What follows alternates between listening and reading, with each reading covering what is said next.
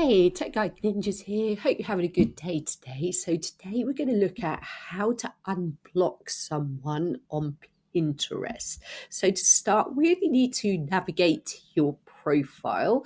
From there, you're going to click on the top right-hand corner and click on Settings. From there, you'll be taken to another page and you want to have a look at the options on the left-hand side. So scroll down until you see social permissions and click on that. So I'm going to scroll down, and as you scroll down, you should come across a tab that says blocked accounts. So I'm going to click on see list, and this is where you'll see all the people you have blocked. So you can scroll down to find the person you want to unblock, or you can use the search bar to type in their name.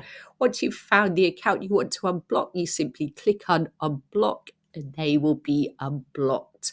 So I hope that was helpful. Please like the video and subscribe to the channel, and I will see you soon.